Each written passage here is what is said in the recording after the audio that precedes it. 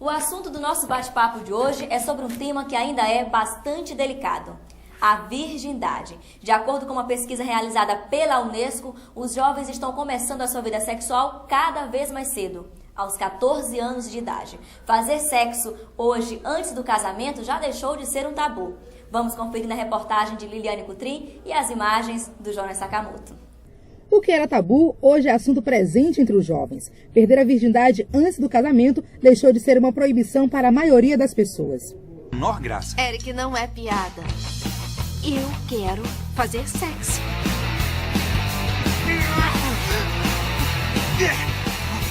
Hoje à noite. O quê? Hoje à noite. Quero fazer sexo hoje. Como é que eu vou sair de casa? Isso é com você.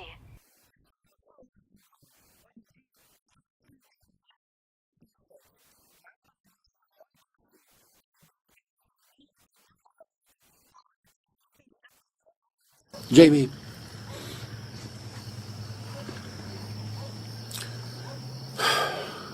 rapazes como ele,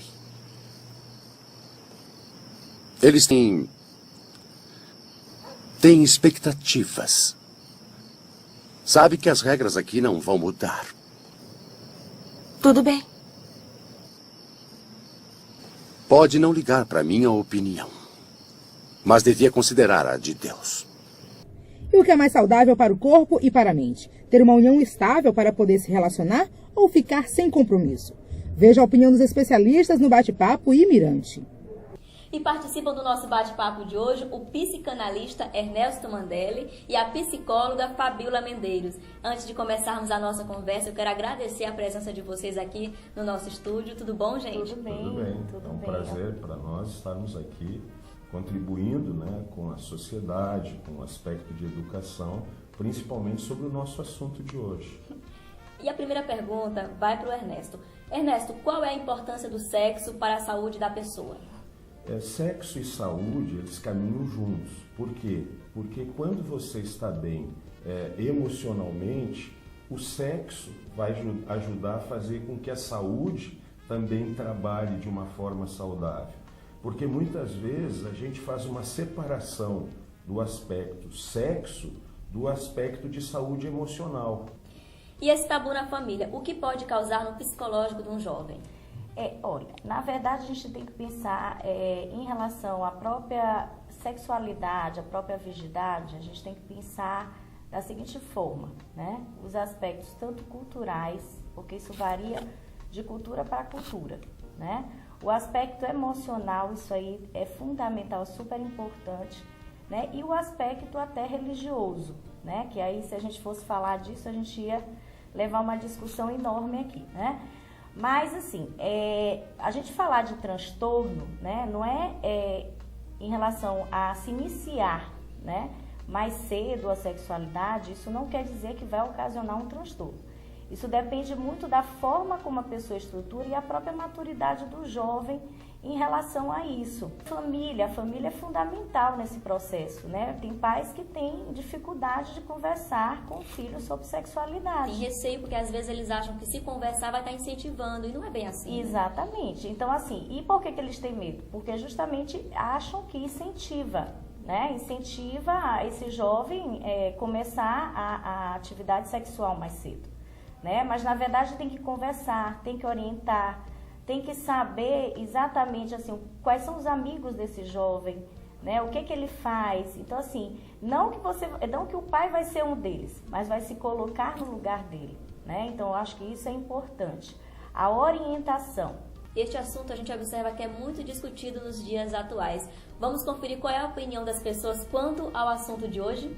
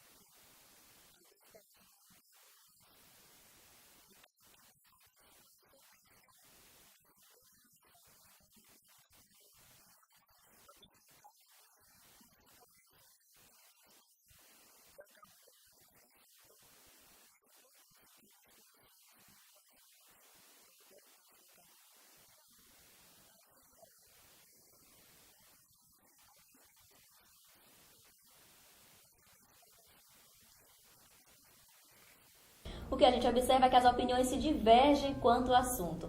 A maioria acredita que o sexo deve ser praticado após o casamento, enquanto outros pensam que é preciso conhecer a pessoa para evitar as frustrações futuras. Vamos continuar discutindo sobre esse receio, porque falar sobre a virgindade, falar sobre o sexo ainda é um tabu na nossa sociedade.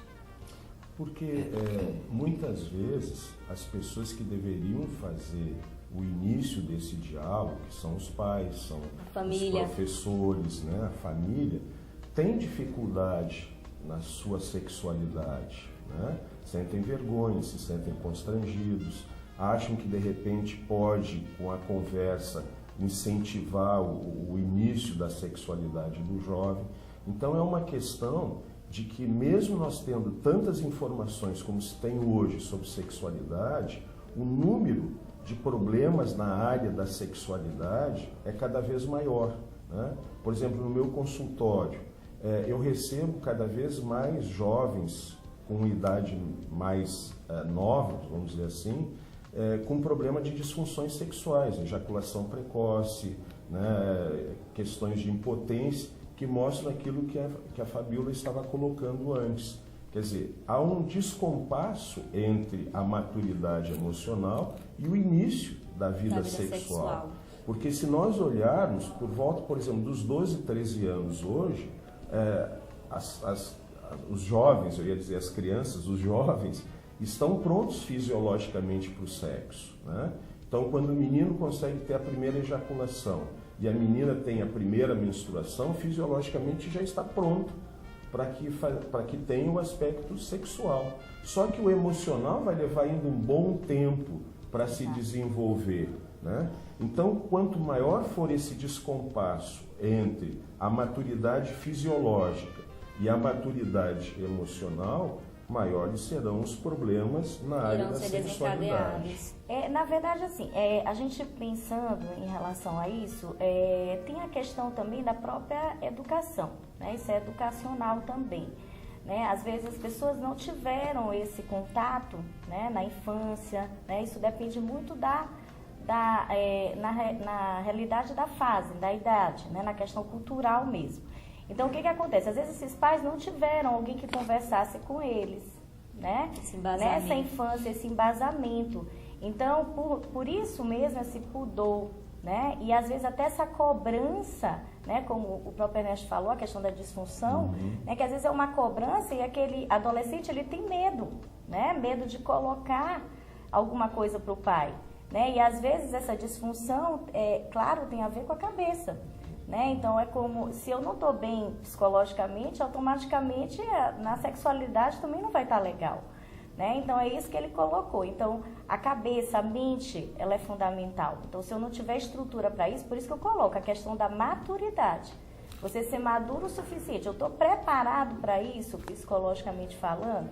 Estou preparado para ter essa sexualidade agora, né? Ter esse ato agora, né? Então, aí entra várias outras questões, né? Porque às vezes essa adolescente, ela engravida. Aí gera um outro problema. Aí já entra um outro problema. Se ela não tiver estrutura, ela ser mãe cedo, né? E aí entra também as questões das doenças sexualmente transmissíveis, né? Que a gente também não pode deixar de falar, porque tem aumentado isso não só em adolescente, como em idoso, em toda a faixa etária, né? Por quê? Porque justamente as pessoas têm orientação, que é isso que o Ernesto falou, né? Tem tanta orientação, mas às vezes se descuida. A pressão não é só dos pais, né?